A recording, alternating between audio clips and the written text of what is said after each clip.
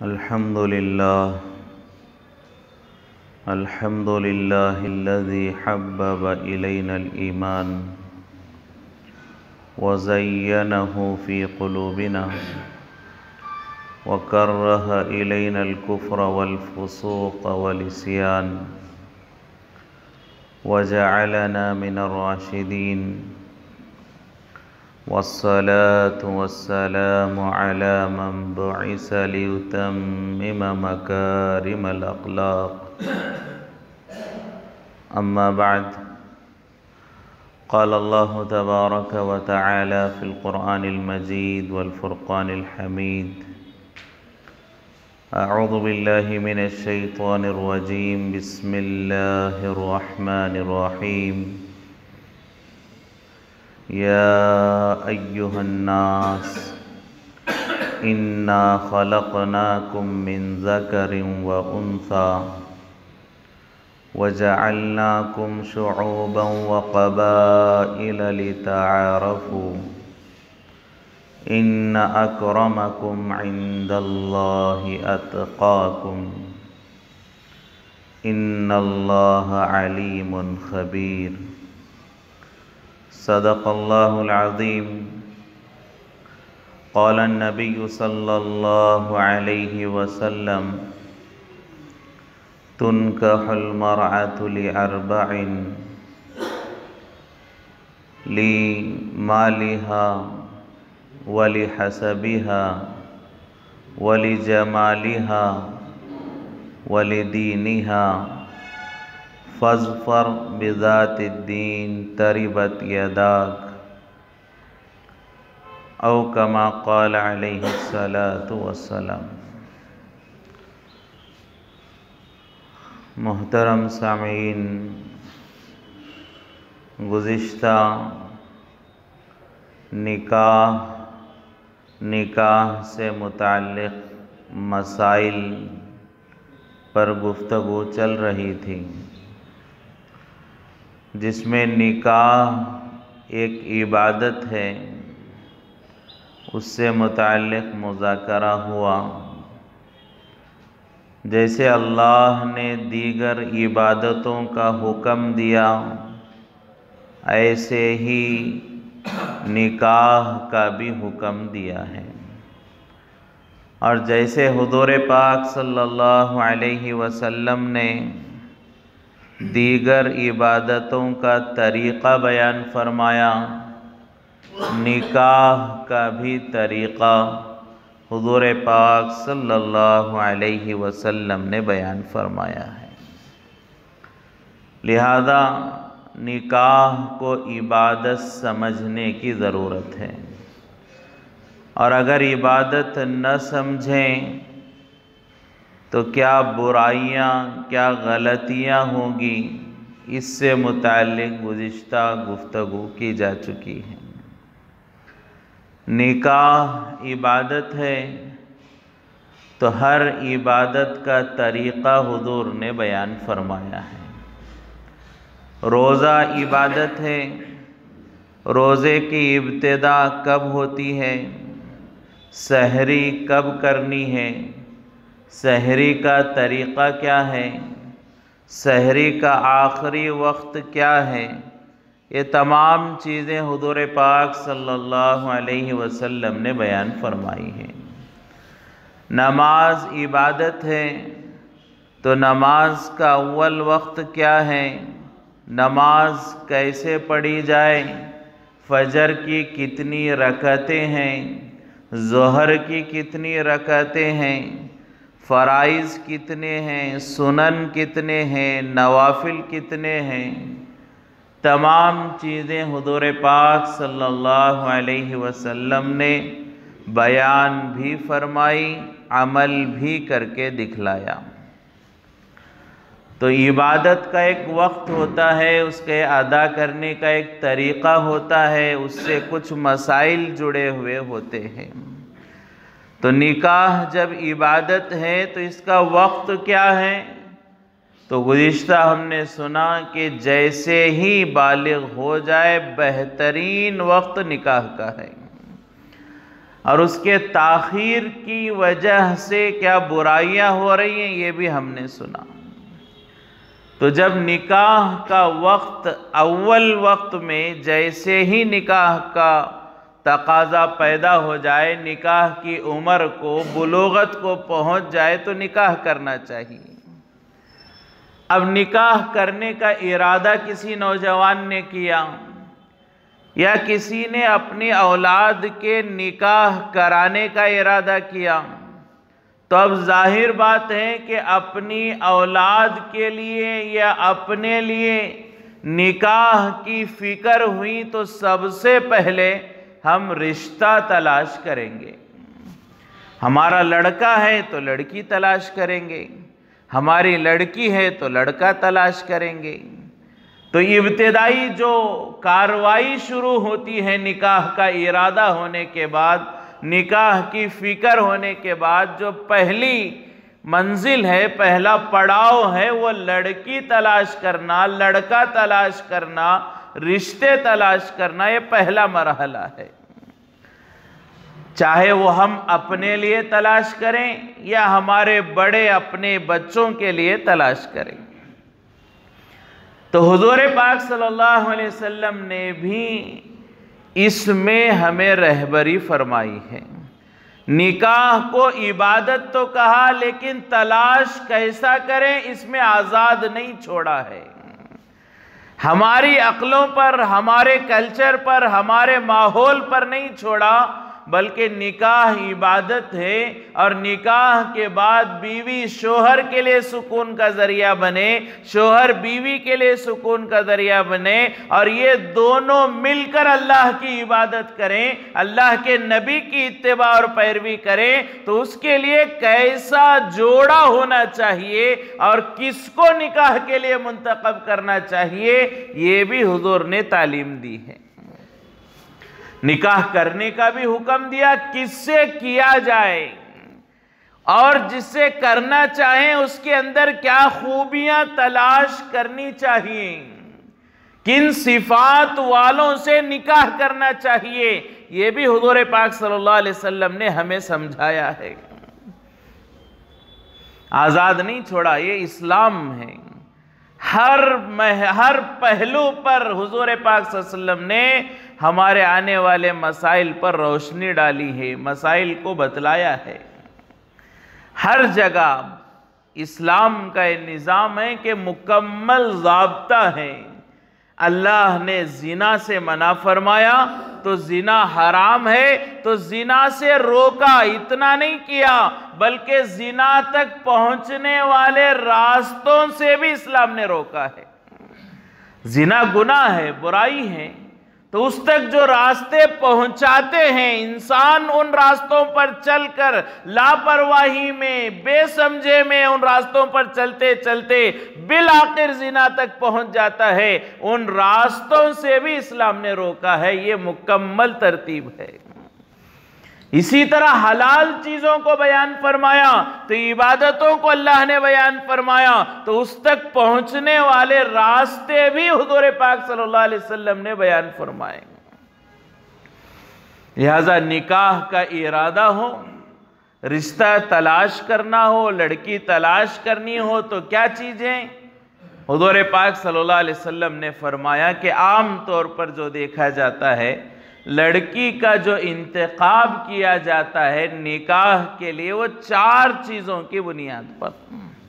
हुजूर पाक सल्लल्लाहु अलैहि वसल्लम ने इरशाद फरमाया, तुनकाहुल मरअतु लिअरबईन, कि औरत से शादी की जाती है 4 में से कोई मकसद की वजह से, 4 में से किसी वजह और बुनियाद की वजह से। आम तौर पर लड़की पसंद करने के ये 4 असबाब होते हैं। पहला सबब क्या है? हुजूर पाक सल्लल्लाहु अलैहि वसल्लम ने फरमाया ली मालिहा, कि बाज लोग लड़की पसंद करते हैं माल की वजह से, कि ये लड़की फला घर की बेटी है और वो घर माशाअल्लाह मालदार है, वेल जो है सेटल्ड है, अच्छा उसका लोगों में मुआशरे में एक मकाम है, उसकी जो है इकोनॉमिकल कंडीशन बहुत अच्छी है, फलां लड़की को मैं पसंद करूंगा। मकसद क्या है कि उसके वालिद भी जॉब करते हैं, उसकी वालिदा भी जॉब करती है और माल बहुत है और इकलौती बेटी है, इकलौती बेटी है, माल है, वरासत में हो, हदिये में हो, उसे मिलेगा और एक बड़ा हिस्सा उससे शादी करके उसका माल मुझे मिलेगा। तो माल बुनियाद होता है। निकाह करने की एक बुनियाद क्या होती है कि लोग मालदार घराने की या मालदार लड़कियों से निकाह कराते, जिनके वालिदैन नौकरी करते हों, माँ भी नौकरी करती है, बाप भी नौकरी करती है, बाप भी नौकरी करता है, एक उम्मीद के जो है यहाँ से माल मिलेगा, या अच्छा कारोबार है, अच्छा बिजनेस है, फलां लाखों करोड़ों का ट्रांजैक्शन है और जाहिर बात है कि बेटी को खाली हाथ तो नहीं भेजेंगे, निकाह के मौके पर भी एक बड़ी रकम मुझे मिलेगी, आइंदा वरासत में भी एक बड़ी रकम मुझे मिलेगी।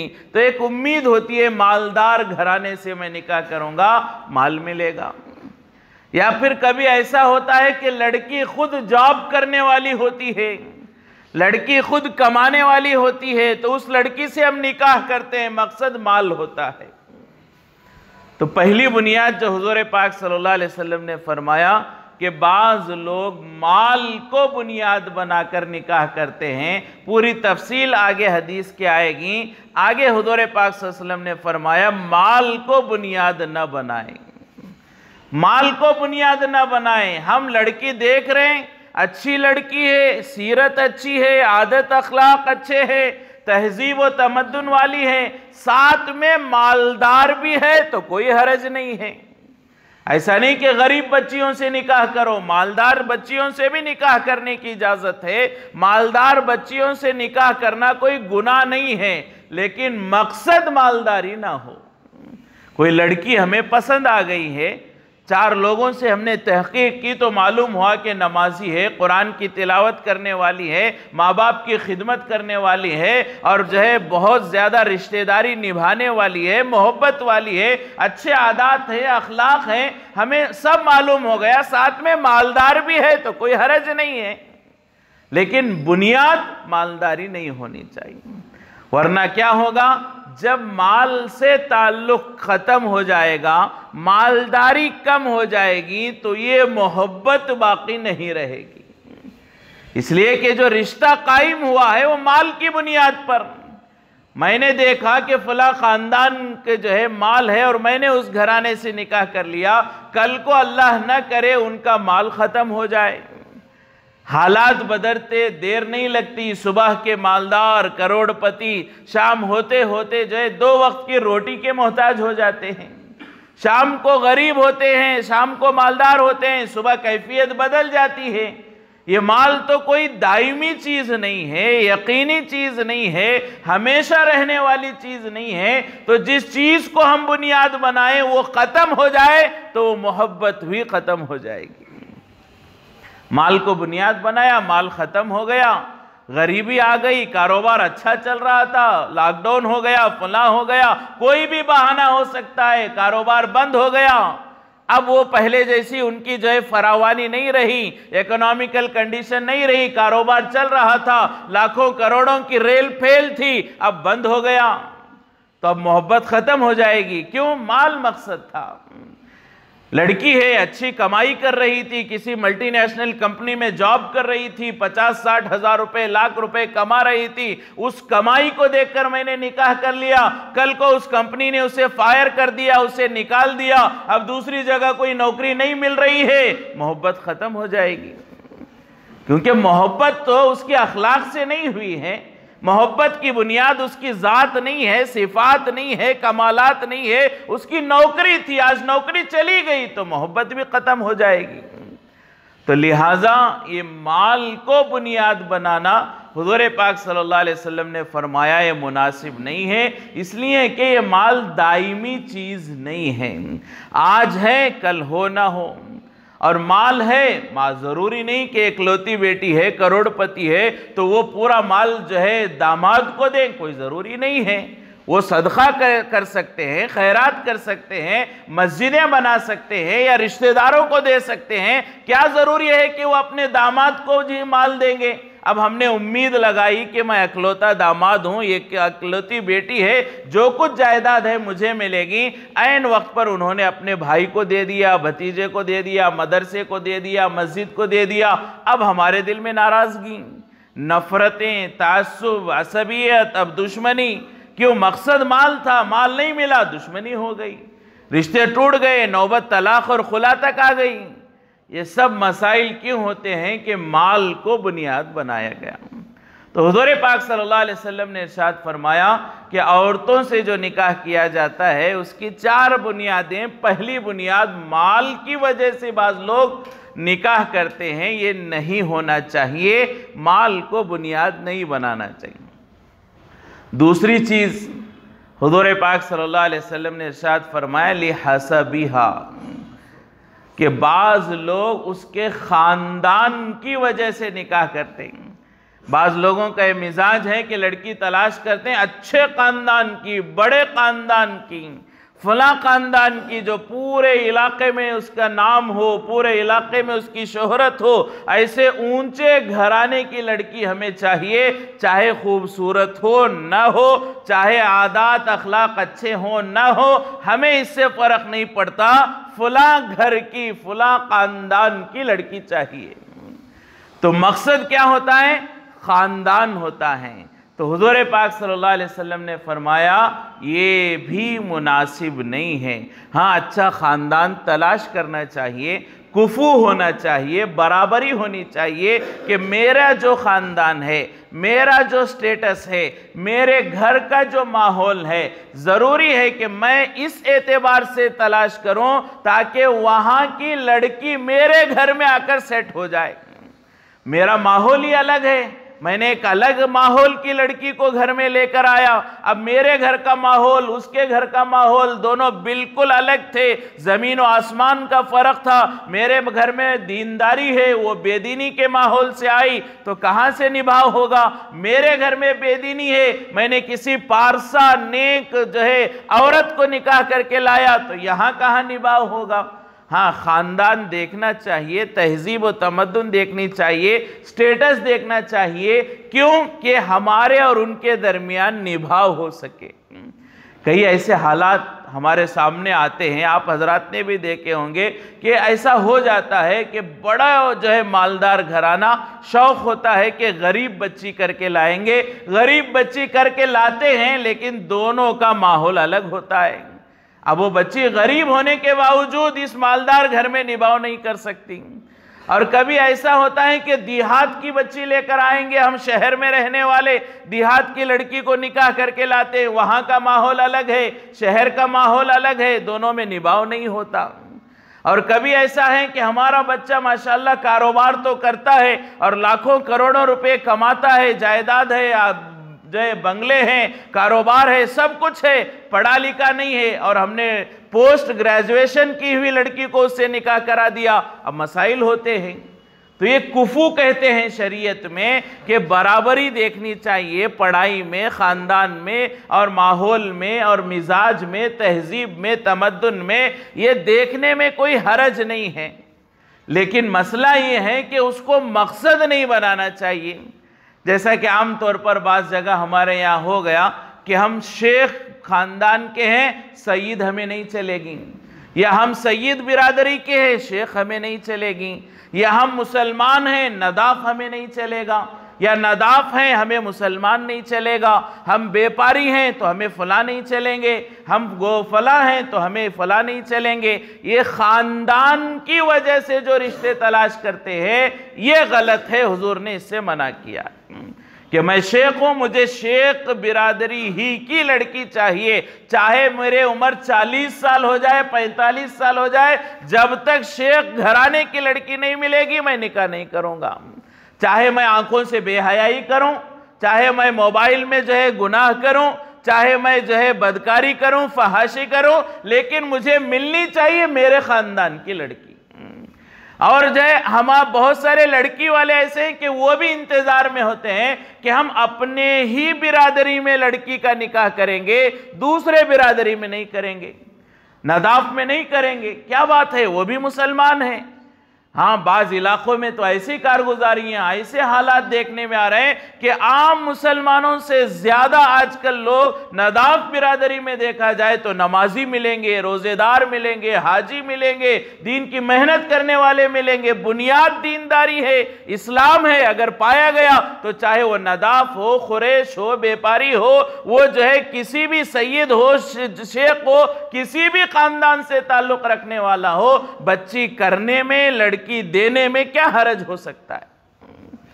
लेकिन खानदान असबियत आ गई है कि हम अपने इलाके में देंगे, अपने खानदान में देंगे। इलाके की भी असबियत है। बाज़ लोग हमारे इलाके वालों को बहुत अच्छा समझते हैं, दूसरे इलाके वालों को कहते हैं कि फला इलाके को नहीं देंगे।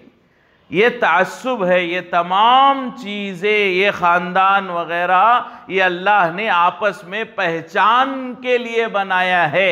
ये नहीं कि अल्लाह को शेख ज़्यादा पसंद है, सैयद ज़्यादा पसंद है, फ़लाँ अल्लाह को पसंद नहीं है, ऐसा नहीं है। तमाम इंसान अल्लाह की मखलूक है, अल्लाह के बंदे हैं, अल्लाह का ख़ानदान और अल्लाह का कुंबा है। हदीस कुदसी है, अल्लाह तबारक व तआला खुद इरशाद फरमाते हैं, अल खल्क़ु अयालुल्लाह, पूरी मखलूक अल्लाह का ख़ानदान है, पूरी मखलूक अल्लाह का कुंबा है। हम कौन होते हैं कि किसी को अफजल बताने वाले, किसी को बुलंद बताने वाले और किसी को कमतर बताने वाले। ये तफरीक इस्लाम में नहीं है। ये दूसरे मज़ाहिब में तो हो सकती है, इस्लाम में तफरीक नहीं है। खुद हुज़ूर पाक सल्लल्लाहु अलैहि वसल्लम की ज़ात और आपकी सीरत और आपके सहाबा की जमात को हम देखें कि हमें ये सब चीज़ें वहाँ समझ में आएंगी।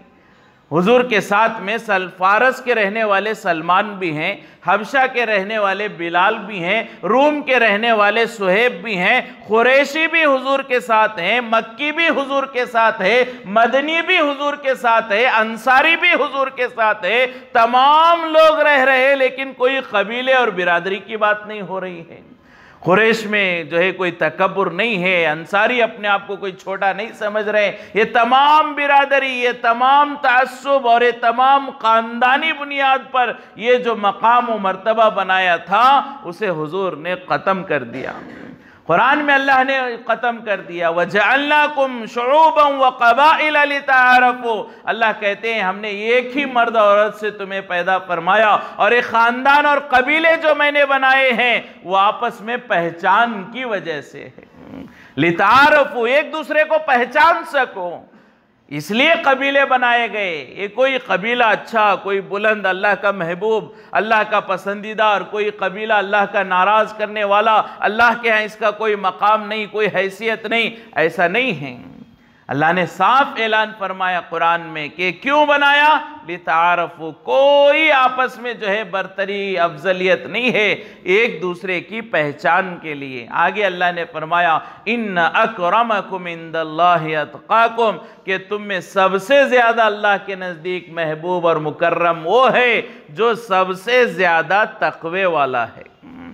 तक़वे वाला अल्लाह को पसंद है, चाहे वो शेख हो, चाहे वो सईद हो, चाहे वो व्यापारी हो, चाहे वो जो है नदाफ हो, चाहे कोई बिरादरी का हो, अगर वो तक़वे वाला है अल्लाह को पसंद है। अगर वो तक़वे वाला नहीं है, किसी भी ख़ानदान से ताल्लुक़ रख ले, अल्लाह के यहाँ उसकी कोई हैसियत नहीं है। खुद हुज़ूर पाक सल्लल्लाहु अलैहि वसल्लम के ख़ानदान के कई लोगों को अल्लाह ने ईमान और हिदायत नहीं नसीब फरमाई। खुद हुजूर के ख़ानदान के बहुत सारे ख़ानदानी निस्बत है हुजूर पाक सल्लल्लाहु अलैहि वसल्लम से, लेकिन इतनी बड़ी निस्बत के बावजूद बाज़ लोगों को अल्लाह ने ईमान और हिदायत नहीं नसीब फरमाई। तो ख़ानदान की बुनियाद पर फैसले कर लेना कि हम अफजल हैं, हम बेहतर हैं, हमें फ़लाँ घर की लड़की चाहिए या फ़लाँ घराने में हम अपनी बच्ची देंगे, और फ़लाँ घराने को हक़ीर समझना, कमतर समझना, किसी मुसलमान को हक़ीर समझना, ये बिल्कुल अल्लाह को गवारा नहीं है। वाक़यात में आता है हज्जतुल विदा का मौका था, हुज़ूर पाक सल्लल्लाहु अलैहि वसल्लम तकरीबन 1 लाख से ज़्यादा सहाबा के साथ अरफात में थे। 1 लाख से ज़्यादा सहाबा हुज़ूर पाक सल्लल्लाहु अलैहि वसल्लम के साथ अरफात में हैं। तकरीबन 4-5 घंटे गर्मी में बग़ैर किसी साए के हुज़ूर पाक सल्लल्लाहु अलैहि वसल्लम अरफात में ज़वाल से लेकर गुरूब तक अपनी उम्मत के लिए दुआ करते रहे। फिर जब वक्त हुआ गुरूब का, वक्त हुआ अरफात से मुज़दलिफ़ा निकलने का, तमाम सहाबा ने तैयारी की कि अब मुज़दलिफ़ा को निकलेंगे, रवाना होंगे। अरफात के से मुज़दलिफ़ा जाना है, हज के अरकान हैं। जो हाजी हज करके आए जानते हैं कि अरफात में गुरूब होने तक क़ियाम होता है। जैसे ही सूरज डूब जाए अब मगरिब जो है मुज़दलिफ़ा में जाके पढ़नी है। तो सहाबा जैसे ही मगरिब का वक्त हो गया, गुरूब हो गया, तमाम सहाबा तैयार हैं, 1 लाख सहाबा तैयार हैं और इंतज़ार कर रहे हैं किस बात का कि हुजूर निकलेंगे तो हम निकलेंगे।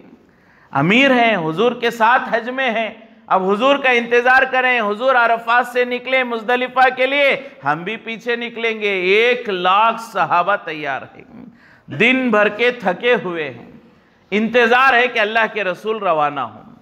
अब हुजूर रवाना नहीं हो रहे हैं, हुजूर मीना मुज़दलिफ़ा के लिए रवाना नहीं हो रहे हैं। क्या बात है? देखा कि हुजूर के साथ सवारी पर जो सवार थे वो सहाबी ज़रूरत से फारिग होने के लिए गए हैं। अब हुजूर के साथ जो हैं उनको छोड़कर हुजूर कैसे जाएं?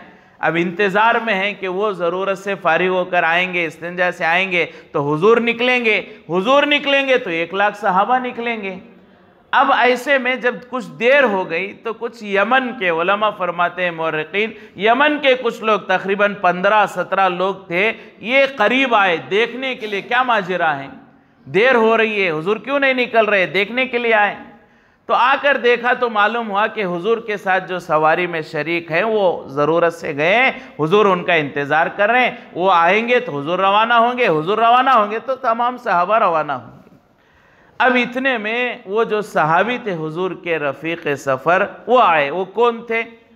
उसामा इब्ने ज़ैद रदी अल्लाह ताला अन्हु। उसामा इब्ने ज़ैद रदी अल्लाह ताला अन्हु हज़रत ज़ैद के बेटे। हज़रत ज़ैद कौन? गुलाम थे।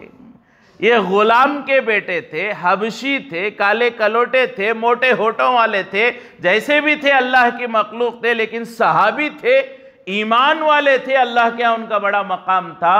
तो ये जो यमन के चंद लोग थे, हजरत उसामा आए तो देखकर कहा, अरे ये हबशी, ये काला, ये मोटे होठों वाला, ये गुलाम का बेटा, क्या इसके लिए हम रुके थे इतनी देर? 1 लाख लोग इसके लिए इंतजार करे?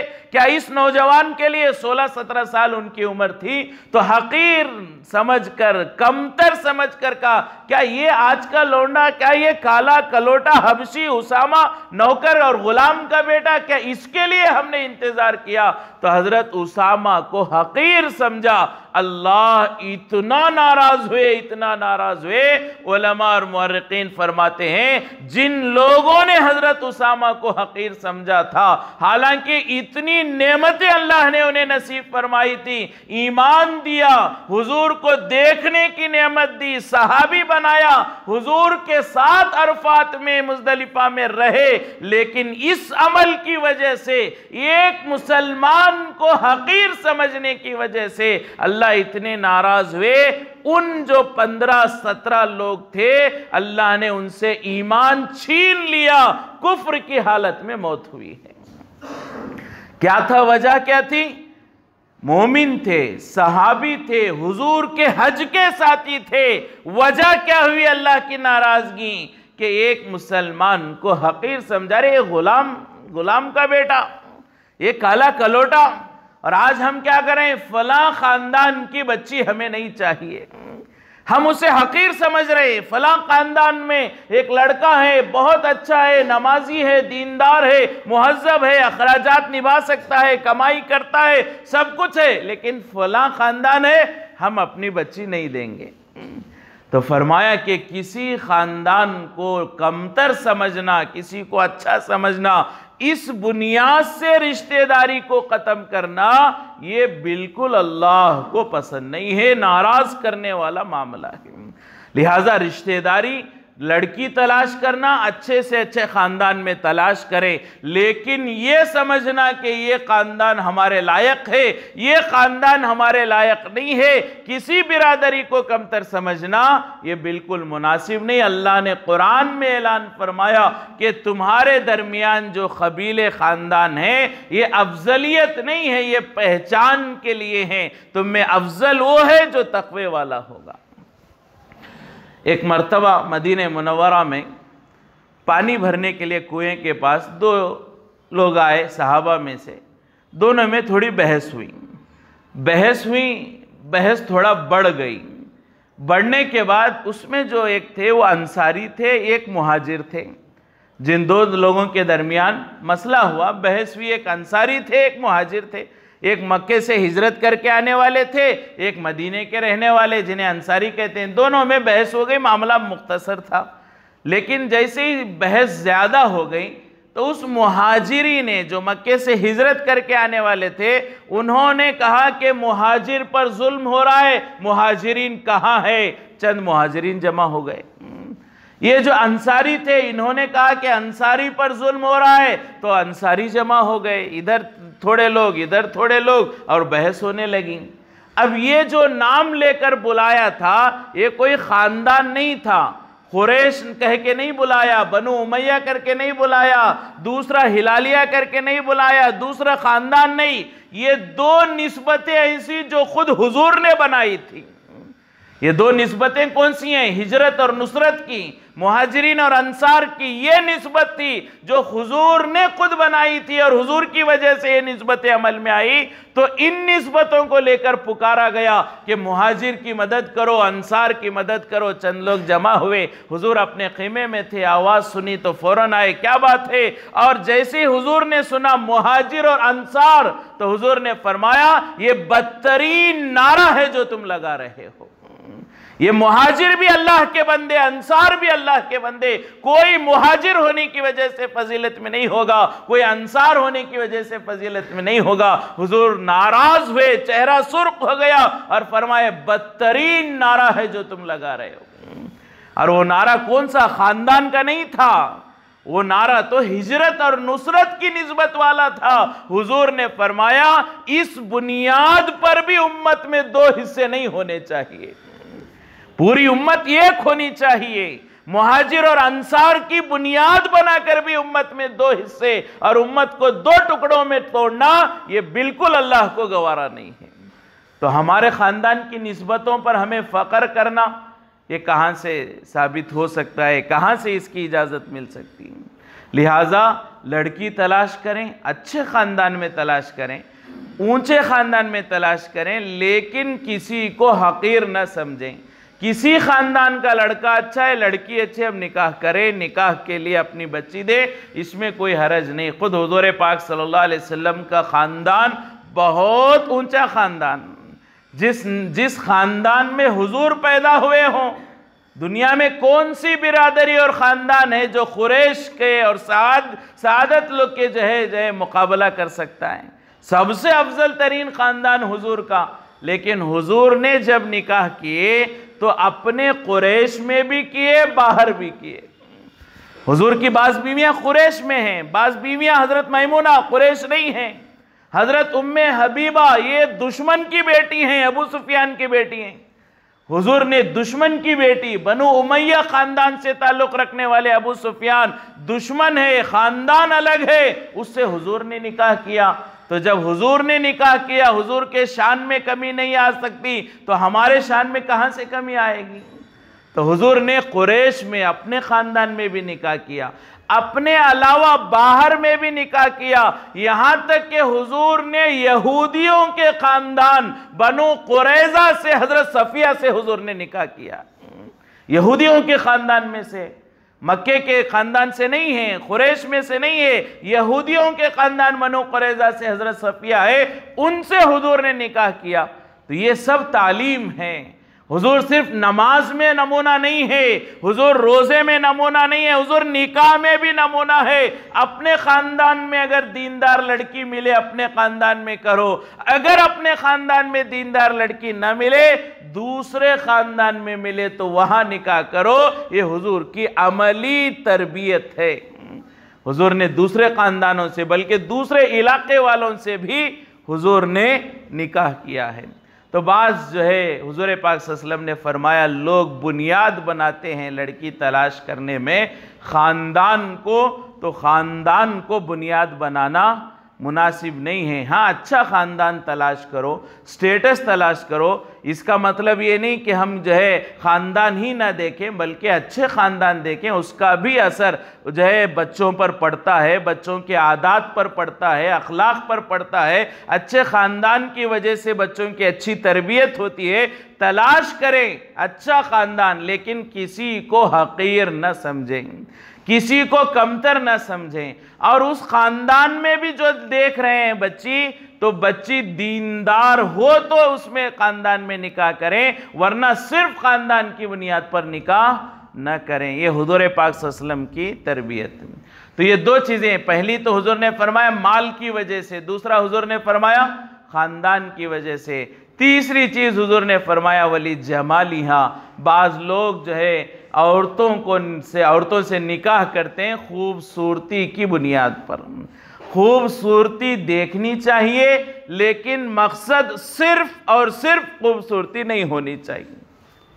आदात अखले हों अच्छे हों, किरदार अच्छा हो, तहजीब तमद्दुन वाली हो, खूबसूरत भी हो, तो उससे निकाह करने की कोई हरज नहीं है, निकाह करने की इजाज़त है। ऐसी लड़की तलाश करना चाहिए जो खूब सीरत भी हो, खूबसूरत भी होनी चाहिए। लेकिन सिर्फ खूबसूरत होना, चाहे उसे जो है तहजीब ना हो, तमद्दुन ना हो, अब खूबसूरती की बुनियाद पर उसका चेहरा हमें पसंद आ गया, उसकी रौनक हमें पसंद आ गई, उसकी जीनत हमें पसंद आ गई और खूबसूरती को देखकर हमने निकाह कर लिया। अब लेकर आए, ना उसे शोहर का मकाम मालूम है, ना सास ससुर की खिदमत उसे मालूम है, ना घर का कामकाज उसे मालूम है, ना औलाद की तरबियत उसे मालूम है, तो आइंदा चलकर मसाइल होंगे। इसलिए कि सिर्फ खूबसूरती मकसद नहीं है, आइंदा चलकर घर का निभाव होना भी मकसद है। निभाव, दीनदारी देखेंगे तो घर का निभाव होगा। अरब के एक मशहूर शायर है, वो अपने बच्चों से कहने लगे एक मर्तबा कि मैंने तुम पर जो है तुम्हारे पैदा होने के बाद भी एहसान किया, तुम्हारे पैदा होने से पहले भी एहसान किया। एक बाप अपने बच्चों को क्या बोल रहा है कि मैंने तुम्हारे ऊपर एहसान किया, तुम्हारे पैदा होने से पहले भी एहसान किया, पैदा होने के बाद भी एहसान किया।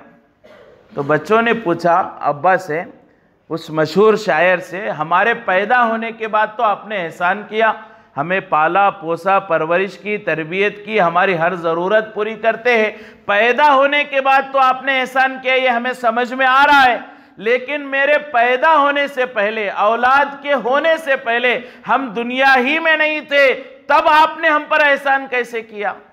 बच्चों ने बाप से पूछा, पैदा होने के बाद का एहसान तो समझ में आता है, पैदा होने से पहले आपने एहसान कैसे किया? तो बाप ने कहा, जब मैं अपने निकाह के लिए लड़की तलाश कर रहा था, मैं शायर था, ऊंचे खानदान का था, अच्छी से अच्छी, खूबसूरत से खूबसूरत लड़की मुझे मिल सकती थी, लेकिन मैंने खूबसूरत लड़की तलाश नहीं की। आइंदा चलकर मेरे बच्चों के लिए अच्छी मां बने, ऐसी औरत को मैंने तलाश किया। ये भी तुम पर एहसान है, ये भी तुम पर क्या है? एहसान है। अगर मैं खूबसूरत औरत को तलाश कर लेता, वो तुम्हारी तरबियत न कर पाती, तो क्या होता? तुम्हारा नुकसान, दुनिया और आखिरत बर्बाद। तो मैंने खूबसूरत लड़की को बुनियाद नहीं बनाया, मैंने ये सोचा ऐसी लड़की से निकाह करूं, आइंदा चलकर जो मेरी औलाद होगी वो उनकी सही मानों में मां बनने का हक अदा करे। तो ये भी हक अदा करना भी एक नेमत है। तो बाप ने कहा, मैंने तुम्हारे पैदा होने से पहले भी एहसान किया, पैदा होने के बाद भी एहसान किया।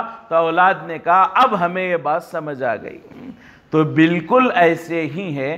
तो माल को बुनियाद नहीं बनाना चाहिए, ख़ानदान को बुनियाद नहीं बनाना चाहिए, खूबसूरती को बुनियाद नहीं बनाना चाहिए। बुनियाद क्या हो? हुजूर ने आखिर में फरमाया लिदीनिहा, दीन को बुनियाद बनाया जाए।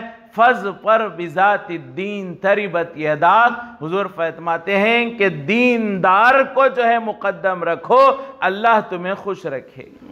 तो हुजूर पाक सल्लल्लाहु अलैहि वसल्लम की दुआएं भी हैं उन लोगों के लिए जो दीन की बुनियाद पर रिश्ते तलाश करते हैं, दुनिया की बुनियाद पर, माल, ख़ानदान, खूबसूरती की बुनियाद पर रिश्ते तलाश नहीं करते। जितने अल्लाह वालों के बारे में हम सुनते हैं, जितने अकाबिरीन के वाक़यात हम सुनते हैं, ये सब वो लोग हैं जिनके माँ बाप ने दीन को बुनियाद बनाकर निकाह किया था। दीन असल है, दीन बुनियाद होनी चाहिए।